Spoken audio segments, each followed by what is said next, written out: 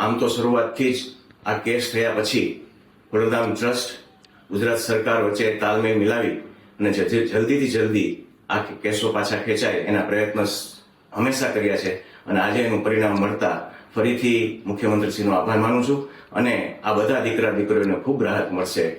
ધારાસભા એટલે કાયદા ઘડવાનું કેન્દ્ર, કાયદા ઘડવાની કેન્દ્ર કાયદાનું જ જો મિસયુઝ કરતી હોય તો સરકારે માફી પત્ર આપે ને કે અમે જ્યારે પાટીદાર આંદોલન વખતે જે કેસ લગાડ્યા હતા એ અમારી ભૂલ હતી એટલું લખી દઈએ. આજે સરકાર એમ કહે કે પાટીદાર આંદોલન વખતે અમે જે પ્રશ્ન આજે અમે કેસ પાછો ખેંચી છીએ એ અમારે રાજકીય દબાણને હિસાબે ખેંચવો પડે છે, એવું તો કંઈક કહેવું પડશે ને. તમે જેનો ઉપયોગ કરો છો અને એમ થઈ ગયો કે હું પાછો લઉં છું, એનો મતલબ એમ થયો કે મારી ભૂલ થઈ ગઈ હતી. તો કયો ગુજરાતની જનતાને કે મારી ભૂલ થઈ ગઈ હતી, અમે તેથી આ કેસ લગાડ્યા હતા. આંદોલનને તોડવા માટે જે ખોટા કેસો, રાજદ્રોહ, દેશદ્રોહ જેવા કેસો કર્યા હતા, એ કેસો પાછા ખેંચવાના છે એ સમાચાર મળ્યા છે.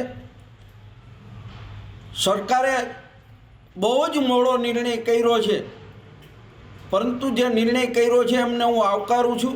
આનંદની વાત છે કે ભાઈ પાટીદાર સમાજના જે કેસો પરત ખેંચવાની વાત છે એ પાટીદાર સમાજના યુવાનોની આજે જીત છે, કારણ કે આ કોઈ વ્યક્તિગત લડાઈ નથી, સમાજ માટેની લડાઈ હતી. એટલે જે પણ કેસો પરત ખેંચવામાં આવ્યા હોય એ પાટીદાર સમાજ માટે બહુ સારી વાત છે. અને હજી પણ હું સરકારને વિનંતી કરું છું કે જેટલા પણ કેસો બાકી હોય એ વહેલામાં વહેલી તકે પરત ખેંચવામાં આવે. પાટીદાર સમાજે જે કાંઈ મેળવ્યું અથવા ગુમાવ્યું, પરંતુ ક્યાંક ને ક્યાંક સમાજના જે આગેવાનો હતા એટલે કે આંદોલનના આગેવાનો હતા એની ઉપર લટકતી તલવાર એટલે કે કેસ. કારણ કે પાટીદારનો દીકરો બને ત્યાં સુધી પોલીસ સ્ટેશન કે જેલની અંદર ક્યારેય જતો નહોતો, પરંતુ પાટીદાર સમાજ માટે ગયો હતો અને પાટીદાર સમાજ માટે કેસ થયા હતા.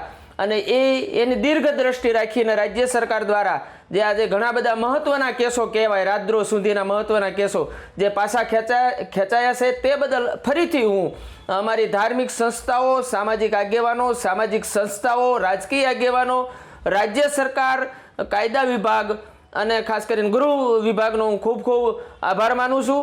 અને ભવિષ્યમાં પણ હજી કોઈ કેસ બાકી રહી જતા હોય તો હું સમાજના આંદોલનકારીઓને ખાસ વિનંતી કરું છું કે આ કેસની માહિતી સમાજના આગેવાનો અને રાજ્ય સરકાર સુધી પહોંચાડે, જેથી ઝડપથી એક જે પાછા ખેંચાવાની જે પ્રોસેસ છે એ પૂર્ણ વિરામ લાગે. કેસો 2015ની અંદર થયા હતા અને સરકારે જાહેરાત 2015ની અંદર કેસ પરત ખેંચવા માટેની કરી હતી.